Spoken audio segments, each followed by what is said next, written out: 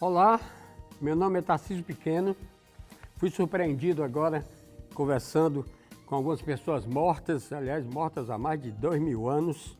Eu gosto muito de conversar com pessoas mortas. Eu aprendo muita coisa conversando com pessoas mortas, às vezes uns mortos mais recentes, mas se chama leitura também, né? Esse hábito de conversar com pessoas talvez mortas. Mas estamos aqui, meu nome é Tarcísio Pequeno, sou professor de Lógica e Inteligência Artificial da Unifor. Estamos aqui para começar o nosso podcast sobre o conhecimento do mundo. Esse é o título e nas próximas semanas estaremos aqui semanalmente conversando sobre isso. Há um subtítulo para esse tema, para ficar mais claro, o conhecimento do mundo pode parecer muito vaga, que é a saga humana para o conhecimento do próprio homem, da natureza e da relação entre o homem e a natureza.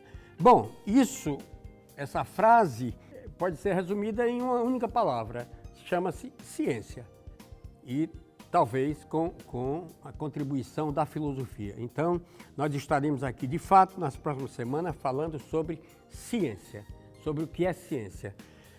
Todo o objetivo dessa nossa conversa será responder essa pergunta: o que é ciência?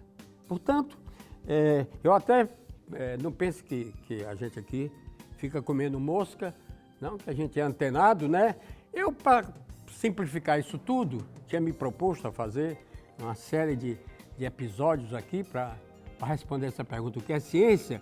Eu fiz o que todo mundo hoje talvez faça. Eu fui lá no ChatGPT, aí perguntei o que é ciência. Pronto. Aí talvez a gente poupe um bocado de tempo e vocês usem esse tempo e eu também para fazer outras coisas. O ChatGPT me deu uma resposta, eu mandei ele reformular duas vezes. Eu não fiquei muito satisfeito, não. Na realidade, também nos livros a gente procura, se você for procurar direto o que é ciência, você vai encontrar alguma coisa mais ou menos assim.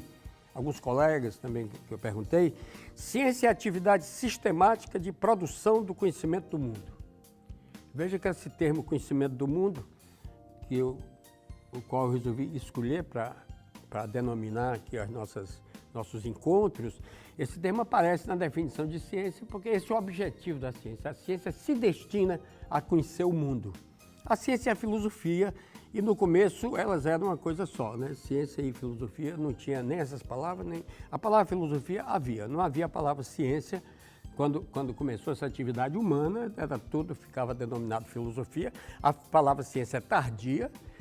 Inclusive, a palavra filosofia é de origem grega, vem do grego, né? Filosofia, né?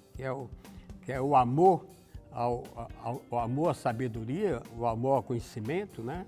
E teria sido originado em Pitágoras, que ao ser chamado de sábio, de Sófos.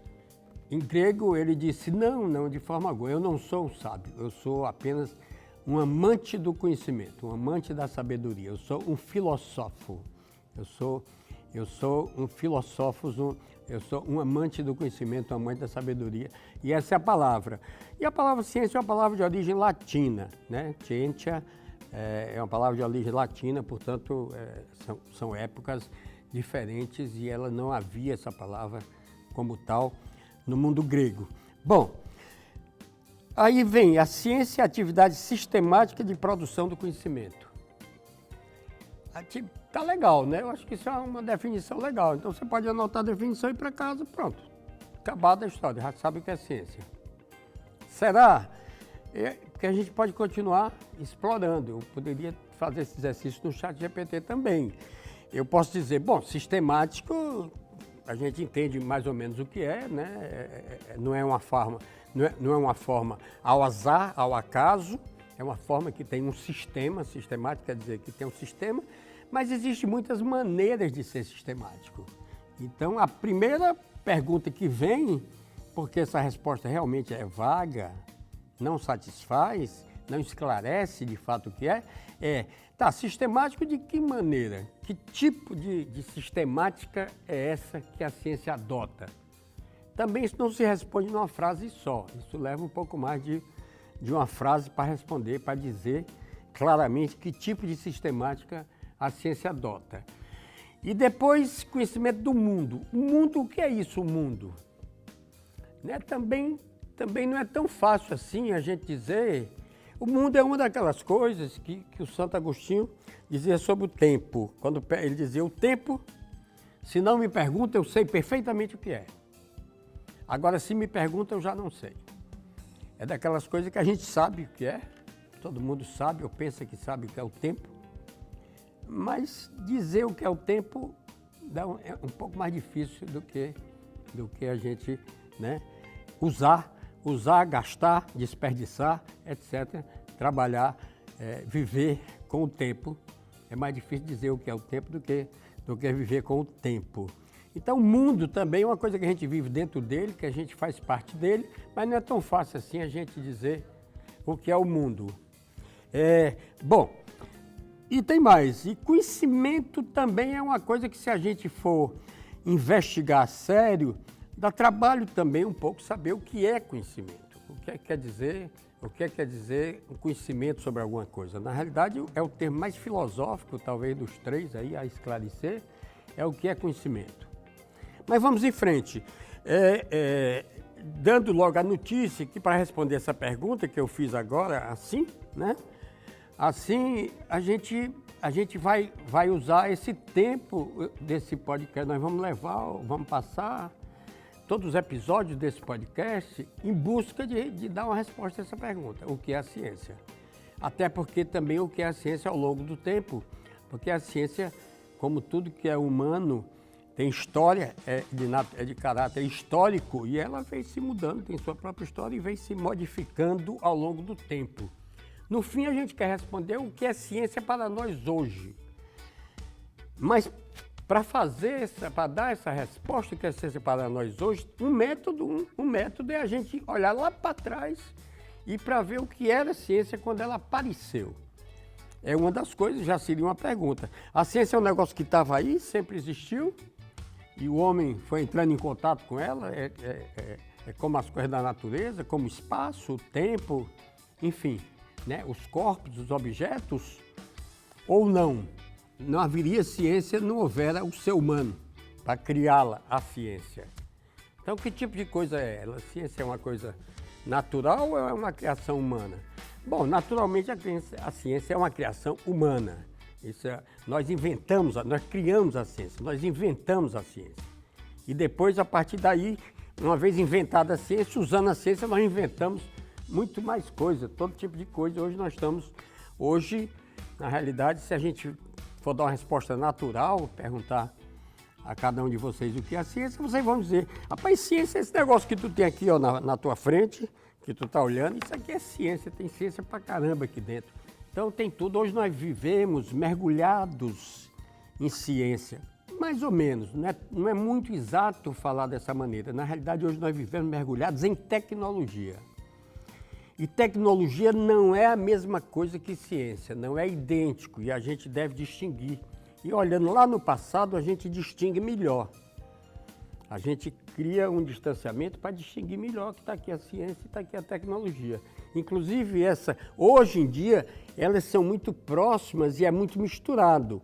Hoje em dia, você estabelecer uma fronteira entre ciência e tecnologia é muito difícil, porque a ciência e a tecnologia, elas se produzem quase que mutuamente, né? E a maneira da gente enxergar a ciência, a maneira da ciência chegar até nós, até a nossa vida e de modificar nossas vidas, é através da tecnologia. E muitas vezes a ciência hoje tem os recursos que tem o financiamento que tem o apoio que tem, não por ela mesma em grande parte. Por quê? Porque por ela mesma a ciência é isso que eu acabei de dizer. A ciência é o conhecimento do mundo. Então o objetivo da ciência não é fazer coisas, nem inventar coisas, nem modificar coisas. Isso é o objetivo da tecnologia. Tecne é a palavra grega. Que é de fazer as coisas e modificar o mundo. O objetivo da ciência é o conhecer o mundo.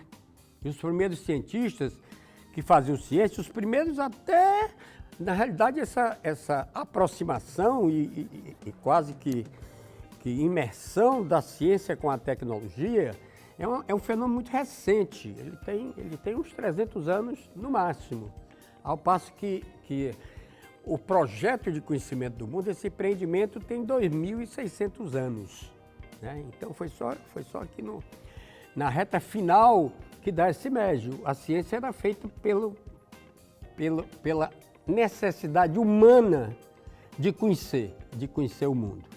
Uma pergunta que se segue aqui junto, já que eu estou fazendo assim algumas perguntas bestas. Então, era obrigatório que a humanidade inventasse a ciência? Era necessário?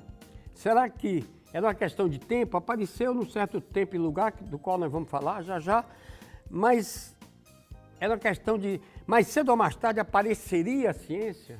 Era obrigatório? O que é que vocês acham? Eu vou botar aqui uma caixinha para responder. Será que tinha que aparecer a ciência? Seria inventado mais cedo ou mais tarde? Ou não? Não era necessário. Nós poderíamos, nós estar vivendo no mundo sem ter esse negócio de ciência, sem existir isso, ciência. Talvez com bastante tecnologia, com alguma tecnologia, nem tanta, mas sem ter esse negócio de ciência.